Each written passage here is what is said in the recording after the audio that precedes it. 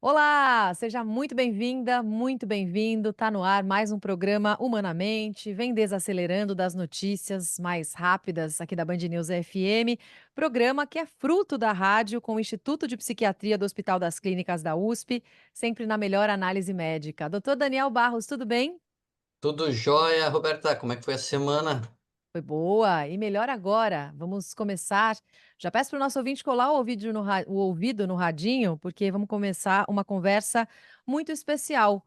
Hoje, a nossa convidada é médica, escritora, professora e palestrante em temas sobre envelhecimento e morte, ou, como ela mesma costuma definir, sobre a vida que preenche o espaço desses momentos humanos.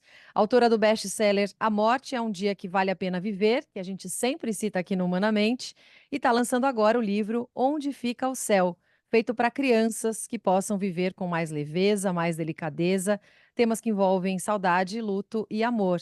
Doutora Ana Cláudia Quintana Arantes, seja muito bem-vinda ao Humanamente. Obrigada.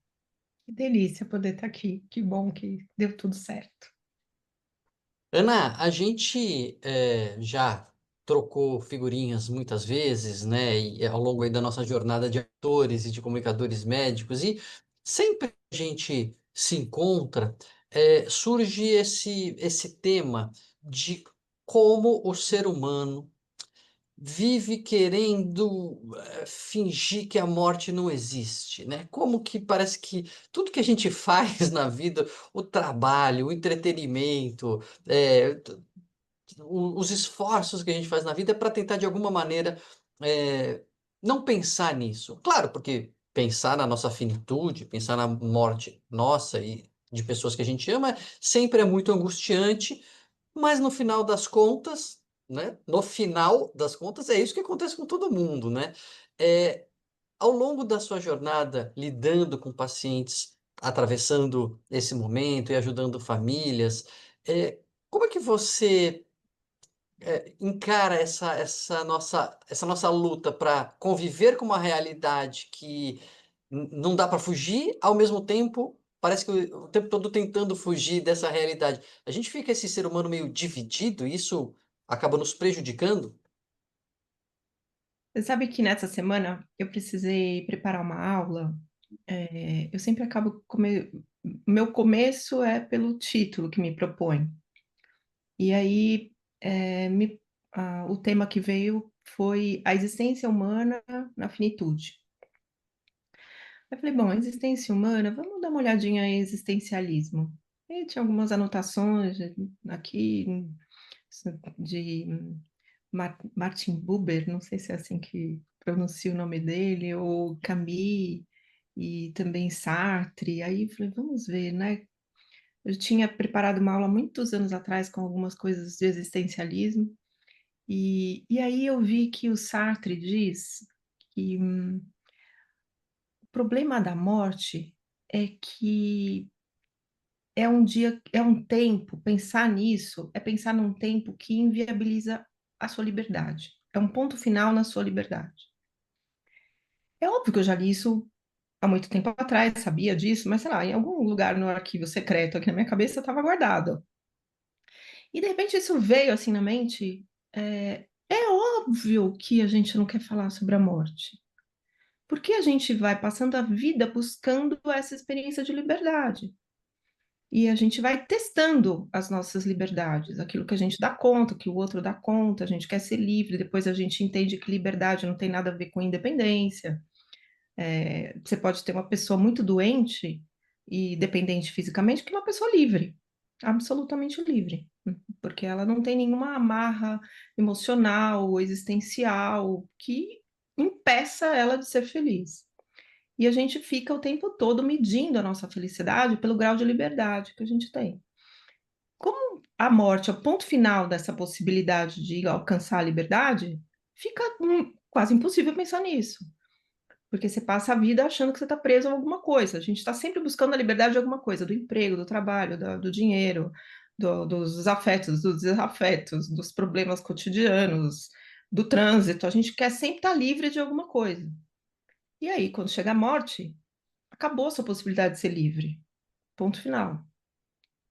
Eu falei: "Isso ficou tão claro". Eu sempre discuti que o problema da morte, não falar da morte, é que a gente não sabia lidar com o tempo. A gente não sabe lidar com o tempo, porque nunca chega o tempo da liberdade. Então você acha que vai ser amanhã, semana que vem, o ano que vem. É a liberdade do fim de semana, é a liberdade do fim do dia, é a liberdade das férias. Eu falei: "Ana Cláudia, como óbvio, é tão evidente, a gente não olha para isso". Então, eu agora para mim está muito claro, Daniel, que é o ponto final da liberdade, a gente não lida bem com amarras e prisões, nem com as nossas próprias, né. Mas é interessante, né, que se a gente quando isso acontece com um adolescente muitas vezes, né, eu costumo dizer que o adolescente é meio mal-humorado, assim, meio, emburrado, porque cai a ficha do que é a vida, né, assim, você sai da infância, que é tudo lindo e tal, aí de repente fala: "Putz, é isso? Então a vida é isso mesmo e tal", e no final das contas a gente ainda morre. E uma crise existencial que os adolescentes passam é um pouco assim: "Pô, mas se a gente vai morrer, todo mundo vai morrer, para que fazer qualquer coisa, né?" Bom, é justamente porque é o tempo que a gente tem até lá, né? Então vamos aproveitar, vamos fazer coisas boas, vamos ter uma vida boa, vamos ter uma vida rica, vamos fazer a vida das pessoas ao nosso redor melhor.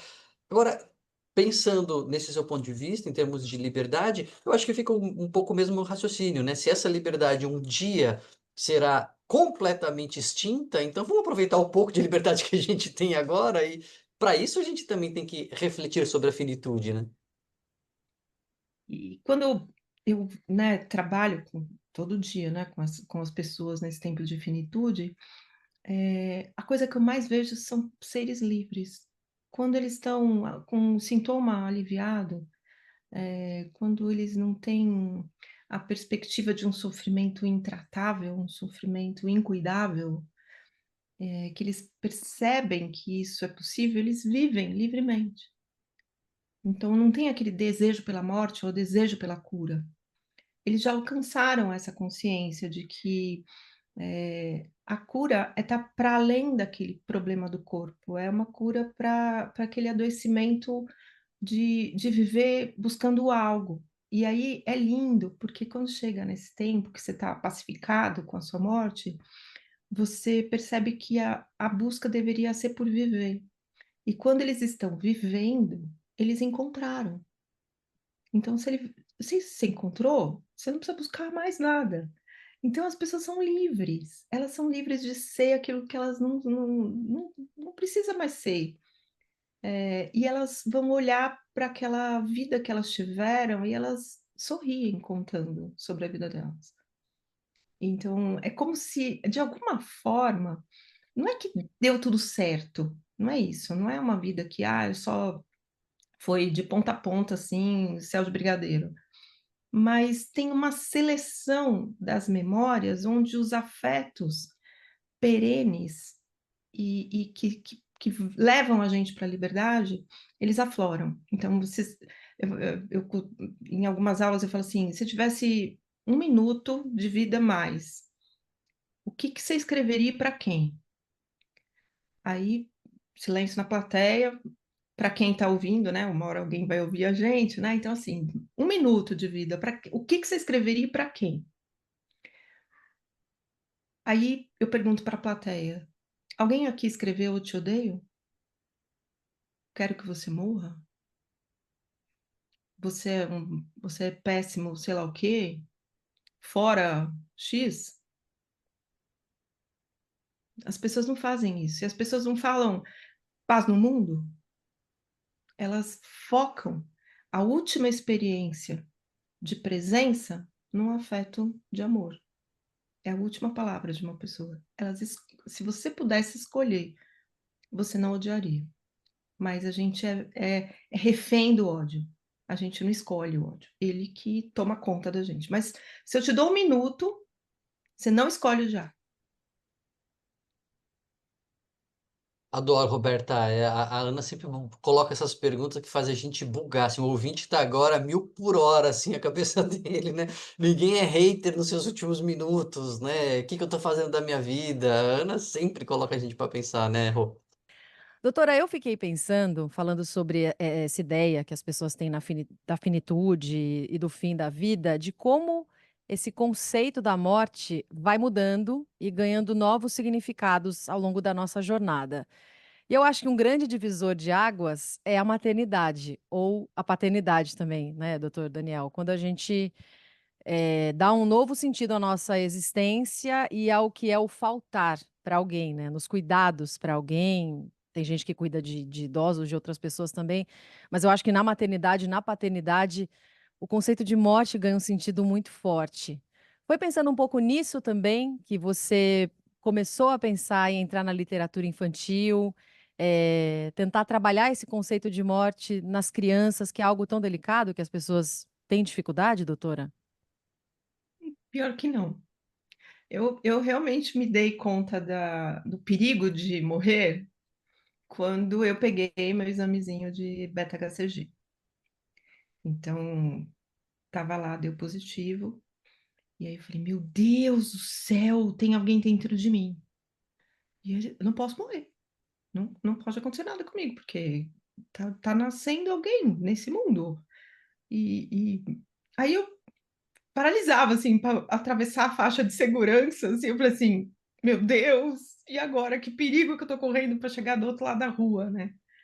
Então tive uma noção do perigo de não existir por conta da importância, né, de ter um ser que estava dentro de mim, que eu estava gerando, depois um ser que saiu de mim e dependia de mim. E isso foi uma coisa muito, assim, caiu uma grande ficha sobre essa coisa da finitude. Eu estava com 25 anos, 26 anos. E aí o livro veio por conta também desse dia a dia de trabalho, de ver o quanto as crianças são iludidas e como este caminho é um caminho muito tóxico de produzir mais adultos nocivos, adultos inviáveis para o amor, porque um adulto que ama e não sabe que vai perder esse amor é um adulto que não ama o suficiente. E ele provavelmente foi uma criança que foi iludida acerca da morte. Não se falava sobre isso, ou se é, minimizava, trazia coisas idealizadas, umas respostas vagas, e ninguém tem coragem de sustentar a lágrima de uma criança que não seja por um machucado objetivamente, assim, um machucado que você possa dar um beijinho, pelo menos. Né? Quando você rala o joelho, você rala o cotovelo, corta o dedo. Para uma mãe e um pai, ou um avô, uma avó, alguém que ama uma criança, é insuportável ver a lágrima de uma criança que não seja por uma dor física, que é uma dor de alma, que é uma dor da ausência. Então, você não entra em contato com uma criança para falar sobre esse assunto com ela, mesmo que esteja evidente a realidade de ver o pai, a mãe, os avô, o avô, a avó doente, o irmão doente.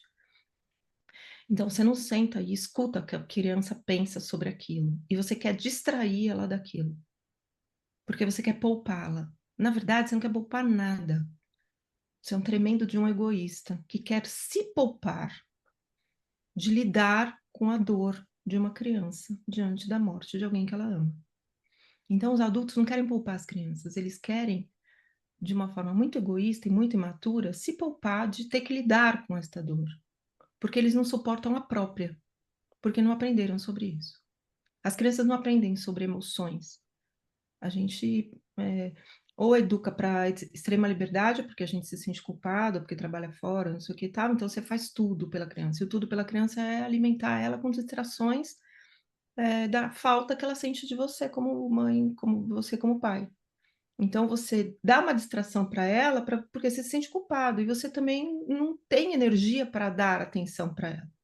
Porque você também está sem atenção do marido, da esposa, está sem atenção do mundo, você está sem atenção dentro do trabalho, e aí você não tem para dar para essa criança. E aí você está distanciando ela da coisa mais importante que é sentir. É sentir. A coisa mais importante que a gente tem como ser humano é sentir. Não é fazer alguma coisa, é sentir. E a criança não aprende isso. A gente não tem coragem de ensinar, não tem coragem de falar sobre isso. E aí eu falei, não dá mais. Eu vejo uma mãe morrendo, mais nova que eu, com 2 filhos, o marido totalmente perdido, porque estava com a sogra dizendo para essas crianças: mamãe tá ótima, ela só está com uma dorzinha de barriga. Logo, logo ela volta para casa. Um câncer avassalador. Ela definhando no hospital. Mais de quase 3 meses internada. E essa avó dizendo: mamãe só tem uma dor de barriga. Ela não tem nada. E agora eu acompanho à distância esse pai com essas crianças e ele está enlouquecendo, porque essas crianças estão muito doentes psiquicamente. Estão com psiquiatra, estão tomando antidepressivo, estão remédio para ansiedade, remédio para TDAH, está com problema na escola, suspeita de diagnóstico de autismo. Está um caos a vida deste pai. Uhum. E isto não está certo, porque não se consegue falar. Aí eu falei, vou escrever. E tá aqui, ó, para quem está acompanhando com as imagens, estou mostrando, o livro ficou lindíssimo, Ana. Parabéns, parabéns para a ilustradora também, a Luísa Simão. Onde Fica o Céu? É um livro daqueles grandões ilustrados, bonitos, né? Lançado pela editora Sextante. E pelo que a Ana acabou de falar aqui para nós, né, Rô, não é um livro para crianças, né? É um livro infantil, mas é até para os próprios pais e cuidadores e avós entenderem que a gente precisa falar com as crianças sobre isso, né? Como é que se fala? Não, tá tudo bem, de repente não existe mais, virou estrela, né? Que estrela é essa, né?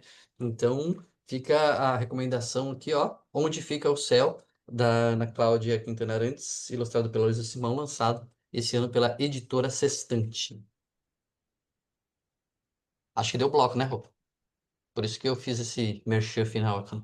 Dava para mais 2 minutinhos. Quer fazer uma pergunta do Tá, então eu livro? faço. Então eu emendo. Ai, depois eu quero. Bom, depois você completa 2 minutos, mas eu tenho um áudio de um filho de uma aluna minha que mandou para mim falando sobre o livro. Eu vou te mandar, não sei se é possível se eu usar o áudio, mas quer cortar e escutar o áudio? Eu vou fazer Eu vou fazer assim, eu faço a. Faz as duas coisas. Terminando o merchan, eu falo, ah, a Ana tem até um depoimento aqui para daí você costurar, ver se funciona, Rô. Então eu termino Funciona. o merchan e Se falo, quiser soltar o áudio aí, a gente consegue até captar aqui.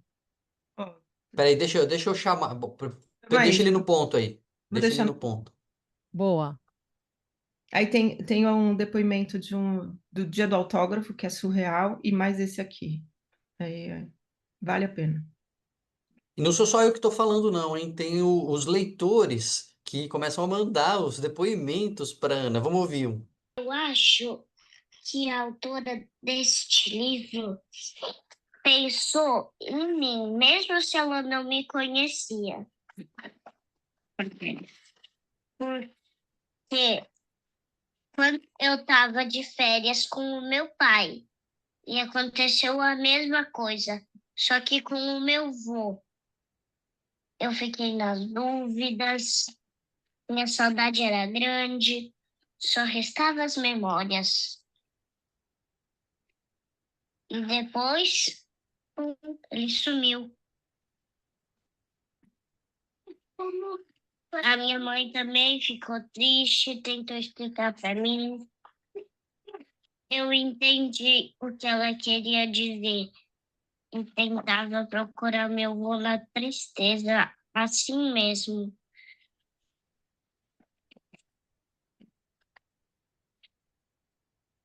Eu sentia muita falta dele, não conseguia pensar mais em nada a não ser ele.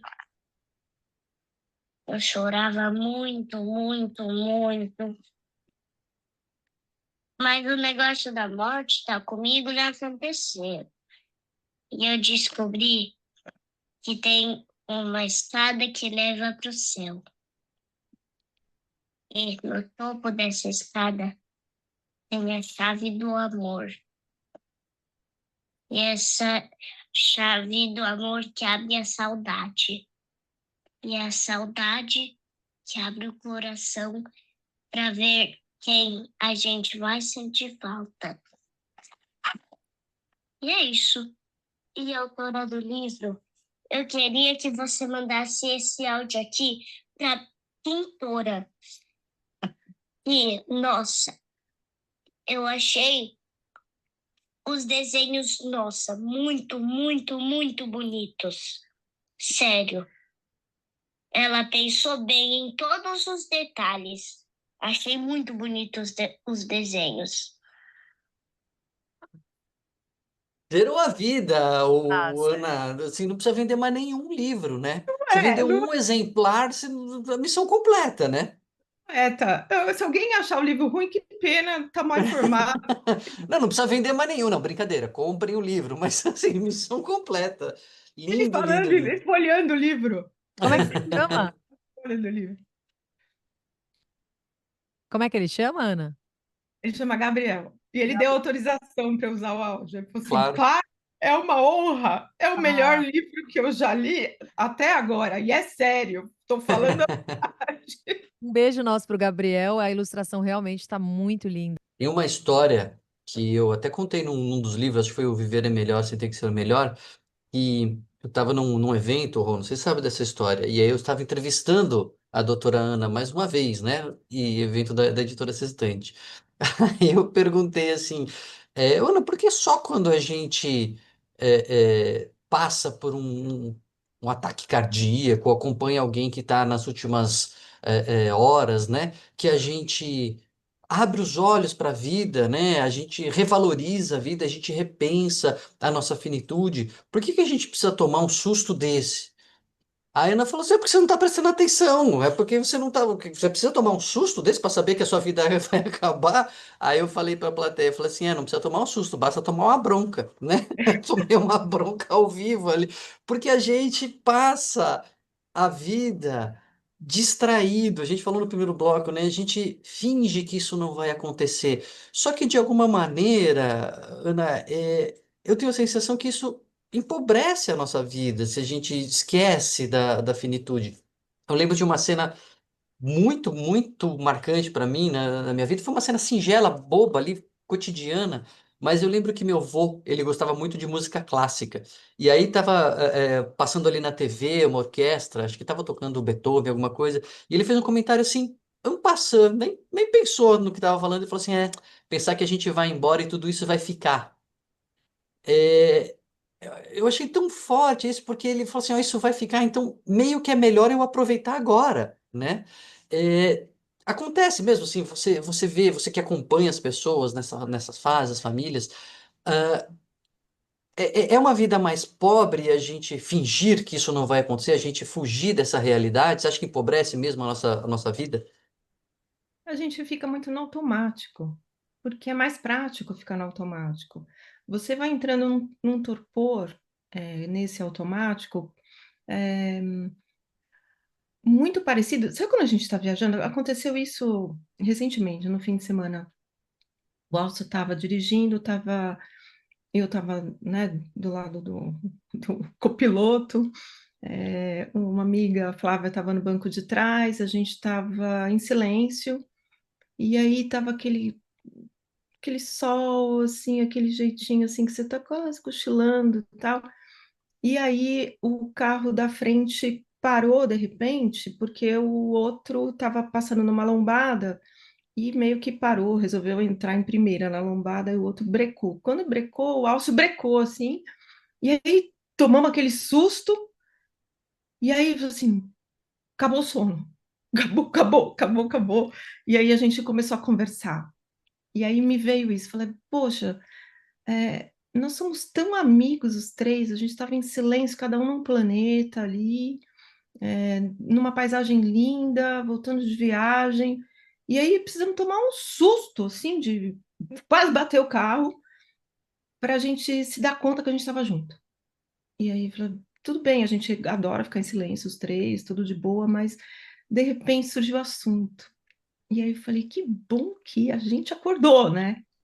Então, esse Presta atenção, acorda, olha para o lado, olha quem está ali, que vai passar também. A única coisa que vai permanecer além da sua vida, nessa palestra que eu falei do Sartre também, eu falei assim, sabe uma coisa que fica mais definitiva do que você? Quando chegar hoje, se for escovar o dente e for fazer xixi, olha para o vaso sanitário, ele vai ficar. Você vai embora e o vaso sanitário vai ficar. Por que que a gente não pode dar valor à nossa vida e a gente dá tanto valor para um vaso sanitário? Para uma coisa concreta, para um tijolo que vai existir para além da nossa existência. A gente é uma música. Você falou do teu avô do Beethoven? Nós somos uma música ao vivo, gente. Não é uma música gravada. A gente está aqui, nós três estamos ao vivo um para o outro. Depois vai estar para sempre gravado, mas essa experiência aqui é uma música que toca e tá ao vivo. A gente desafina e tal, mas tá tocando ao vivo o tempo todo. Por que que a gente não pode prestar atenção no que a gente está tá se ouvindo, do que esse grande encontro, que é uma experiência tão unânime de eternidade, esses encontros que ficam igual a esse dia da entrevista lá. Ficou, aconteceu ao vivo e você se lembra. Agora está Então, registrado em livro e em áudio, hein? Agora é mais para sempre ainda. mais para Mas sempre é o que você está ainda. falando, aquele momento, como este momento, ou nós estamos gravando aqui, só que agora tem um ouvinte, às vezes no carro, com a família, prestando atenção, e é esse momento que ele nunca mais acontece, né? Esse momento é único. Nunca mais. Ro- Hum. Doutora, eu fiquei tão na reflexão que até parei por aqui. Ainda voltando para a ideia do livro, no último bloco você estava falando sobre a importância de dar nome aos sentimentos das crianças. Para tratar sobre assuntos de luto com os menores, os mais jovens, é mais importante ouvi-los do que falar? O que que a gente poderia dizer para os pais que precisam fazer essa comunicação que é difícil? O que que também a gente espera dessa comunicação que vem desse sentimento de luto das crianças, né, que estão se desenvolvendo ainda? O que é que você pode trazer de acordo com toda essa experiência? Tem que ouvir. Se for para distrair a criança, ou se ela te fizer uma pergunta, se quiser dar uma palestra para ela, vai dar errado. Então, não faça isso. Quer fazer alguma atividade lúdica? Desenha. Então, vai desenhar como está seu irmão hoje. Desenha seu irmão hoje. Ele está doente e tal, ele vai desenhar. Aí você vai perguntar por que que ele desenhou daquele jeito. O que que ele está vendo que está acontecendo? O que que ele quer falar para o irmão? Se não dá para levar para o hospital, para ver o avô, para ver a mãe, para ver quem quer que seja que esteja no hospital, grava áudio. Não precisa nem gravar vídeo, grava áudio. A pessoa que está lá com familiares, mesmo que esteja um familiar que esteja na UTI, quem está lá, que foi visitar o avô, grava um áudio ao vivo. Estou aqui com o vovô, ele está aqui, ele está limpinho, ele tomou banho, ele está cuidado, os médicos estão aqui cuidando dele. Dá notícias para essa criança. Faz ela de alguma forma participar e participa do que está acontecendo na cabecinha dela. Escuta. Se vem uma pergunta difícil, tipo, ele vai morrer? Aí você pergunta para a criança, o que que é morrer? E ela pode devolver a pergunta para você. E aí vai começar um jogo de perguntas e respostas. Você tem que saber de onde vem a pergunta, para você não passar vergonha, nem passar estresse. Eu vi recentemente uma pergunta assim, a criança pergunta para a mãe, mãe, o que é virgem? E a mãe, tipo, fritando na frigideira, assim, né? Eu falei, como assim, né? Só que essa mãe teve um insight maravilhoso e perguntou para a criança: amor, onde você leu essa palavra? Aqui, mamãe, no azeite. Azeite extra virgem. Então, às vezes as crianças fazem perguntas que querem uma resposta simples. E uma resposta que você pode dar para uma criança é: não sei. Não sei. Por que que a gente tem Uhum. que ser o super, né? Super. Não existe. A pessoa que sabe tudo. Que pessoa monótona essa, que sabe tudo, não aprende nada. Não sei o que vai acontecer, filho. A gente vai descobrir juntos. E a gente vai estar juntos, mesmo que seja alguma coisa difícil. Então, pode responder, não sei. Ou pode dizer. Teve uma vez que a Maria Paula perguntou para mim: como é que eu fui parar dentro da sua barriga? Aí eu fiquei. Não sabia como explicar isso para ela. Estava com 4 anos. Como eu fui parar na sua barriga? Aí eu falei: ah, papai pôs uma sementinha na barriga da mamãe. Mas como ele pôs a sementinha na barriga da mamãe? Eu falei assim: ah, Maria Paula, não sei explicar. Aí ela foi falar com o pai. Aí ela fez a mesma pergunta, tal, ele também fritou igual eu, né? Aí ele respondeu a mesma coisa. Ah, papai pôs uma sementinha na barriga da mamãe. É, então tá. Como é que você pôs isso? Como é que você pôs a sementinha? Ele falou assim: ah, filha, não sei. Como? Foi você que pôs? Me chama. Aí eu falei assim: ó, Maria Paula, nem eu nem o papai a gente sabe explicar direito isso para você. Porque você é pequena ainda e tem umas palavras muito complicadas para explicar. Então, outro dia você pergunta. Tudo certo, ficou por isso. Mas ela dando bronca, você que pôs a semente? Como você não sabe, né? Faz coisa que você não sabe. Então, é mais simples do que os adultos pensam, mas é muito mais profundo do que os adultos pensam. As crianças sabem, elas sentem, elas sabem sentir mais do que pensar. A gente vai aprendendo, sendo educado, a sufocar sentimento para se ocupar de pensamento. E sentimento é puro, o pensamento intoxica. Então, aprendam com as crianças, sintam. Que pena, temos que encerrar a conversa com a doutora Ana Cláudia Quintana Arantes. Tenho certeza que foi uma conversa muito inspiradora para os nossos ouvintes. Quem pegou o programa pela metade pode procurar no YouTube a versão na íntegra com as imagens e também no site da Band News FM ou nos principais tocadores de streaming para acompanhar no seu ouvidinho o programa completo que vale muito a pena. Doutora, muito obrigada pela participação. Amamos a conversa por aqui. Boa sorte com o livro também agora com as crianças que vão ter a sorte de entrar em contato com esse conteúdo e com as ilustrações lindas, conforme o Gabriel falou para a gente também. Nossa, muito, muito, muito. Nossa, muito bom estar aqui com vocês. Pena que eu acho que vocês me enganaram, que não foi meia hora, coisa nenhuma isso aqui. Deu 5 minutos o negócio aqui. Não foi meia hora, não. Valeu, Ana. Obrigado, viu? Valeu, Rô. Beijos. Obrigada, doutor Daniel Barros. Voltamos na semana que vem com outros temas importantes, conversas aqui para a gente refletir no programa Humanamente, parceria da Band News FM e o Instituto de Psiquiatria do Hospital das Clínicas da USP. Tchau, doutor. Tchau.